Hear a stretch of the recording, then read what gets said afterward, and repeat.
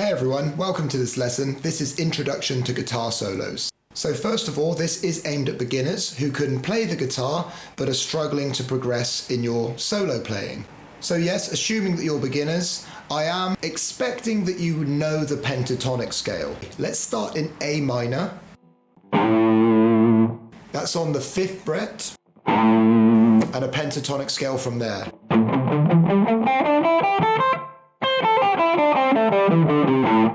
Cool.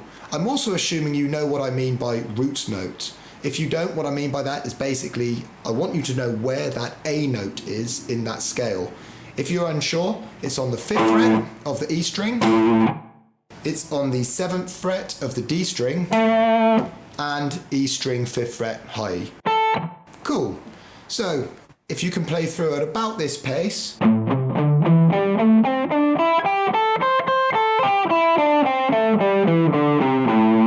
you're going to be all sweet, and I hope you can gain a lot from this lesson. So let's get straight into it. For step 1 of this introduction to guitar solos, I want you to just start with 4 notes. And I know what you're thinking. You might think, well, all my favorite guitar solos are thousands of notes. Well, we've got to start somewhere. So, starting on the root note, A, we're always going to resolve back to there. That's why it's important to start there for this lesson. Let's just take 4 notes, which is... We're going to just play around with those 4 notes in a rhythm. So...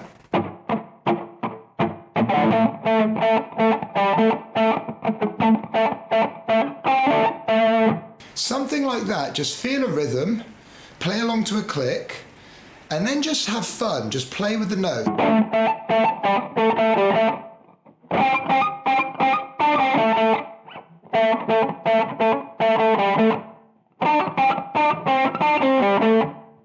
The reason I want you to play 4 notes is because it starts you to think about melodies. That's going to be our next stage, but once you can just start playing, it doesn't have to be complicated, it doesn't even have to sound great. If you can just start...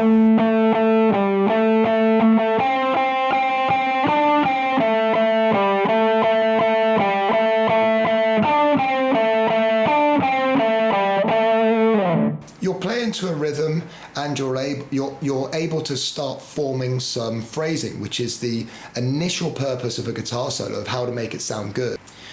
Going back to that root note, we're always resolving on the A. Even with that little jam you're practicing now,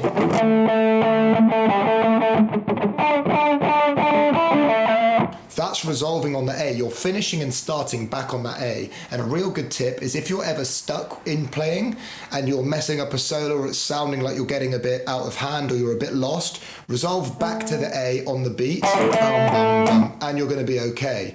Or at least it will reset your mind and reset your playing and licks, and you'll be able to build up from there. So that's step 1. Start with 4 notes. Think about a rhythm, play along to it, and just jam on it for, 20 minutes, half an hour even, as long as you want, just until you're starting to feel that what you're thinking of is starting to translate to your playing. So yeah, that was rhythm and resolve. Building up from there is phrasing. Now, phrasing is the most important aspect of any guitar solo. It is what all of the great players you love will be consciously or subconsciously using, especially when you listen to old blues players. They are phrasing incredibly. The best way to describe this is a call and response, or really you're having a conversation whilst you're playing. Your guitar is talking to the listener. You are talking through your guitar, right? What I mean by that, I'll try it with those 4 notes. I might need to expand out of there slightly, but imagine a conversation. How would it go if someone was talking back into our rhythm?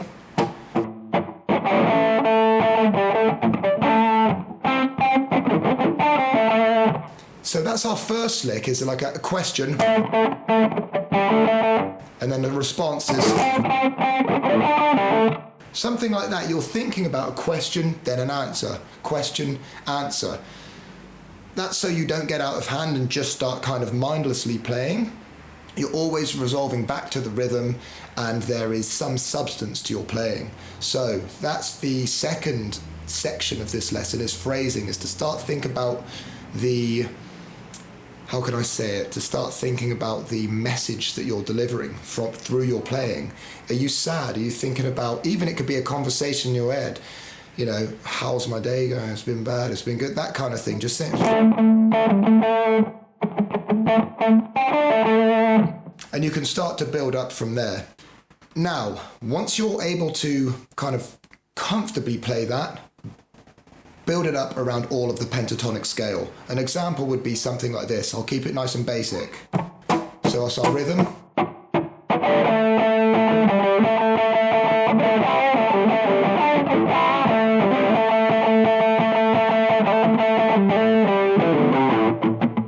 Something along those lines. Just wanted to have a quick little jam there so you can start to hear.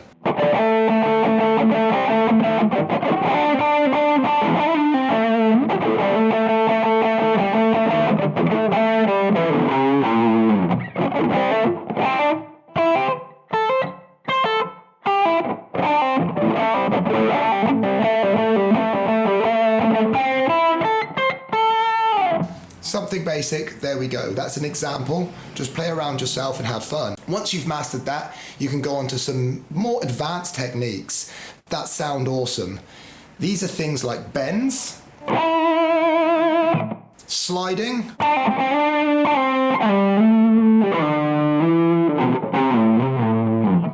vibrato, palm mutes,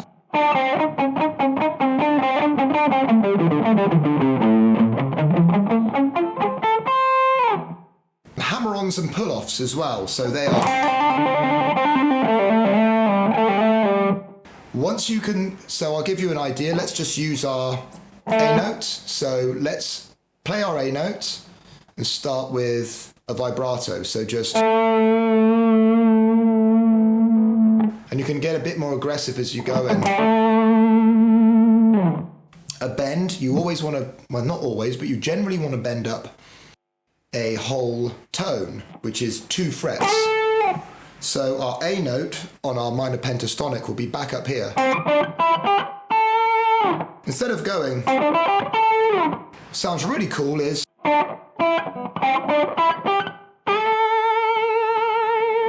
there I'm bending and using vibrato, but you want to bend from here to, I play so often, I actually find it hard not to vibrate the note, so hang on. There you go, that was almost added in the end, but okay, so that was some examples of bending. Sliding, you can just practice nice and slowly. And again, try and keep it in rhythm.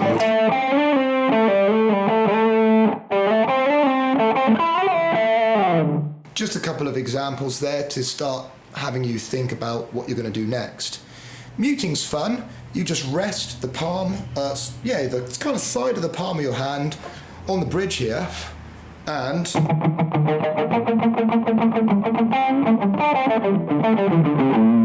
I kind of always keep it rested there anyway. Hammer-ons and pull-offs.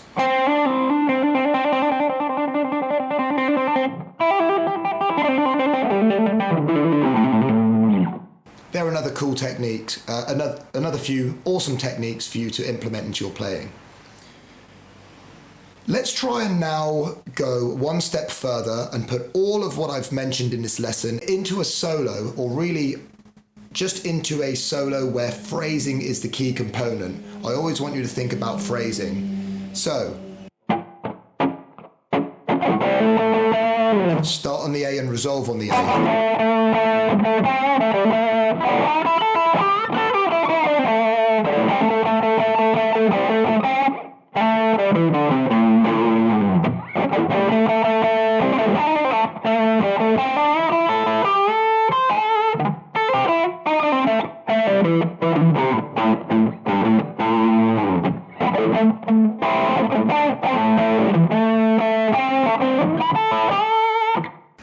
Yes, my final tip is to have 2 or 3 go-to licks. Now, what I mean by that, you might have heard in my playing there's some similarities in all of these patterns, right? So here's a go-to lick of mine, and it is... That's a lick that I generally always play, and if I'm kind of getting lost in a solo, I'll just pull it out and then try and resolve on the A. So something like that. So you're doing a solo, I'll kind of go a bit haywire and then resolve with this.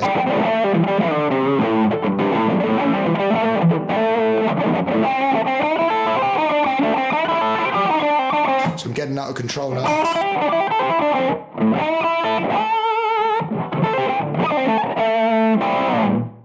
That example might not be as intuitive without a backing track and a click going on, but you might be able to see what I'm saying. Just give yourself a couple of good licks, even a... That's an awesome one, and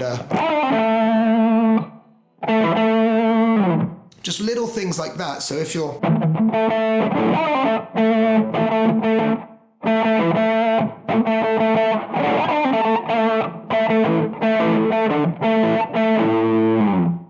Anyway, there we go. If you've got any questions, let me know. Hope you enjoyed this mini lesson. And yeah, let's get shredding. Thanks, everyone.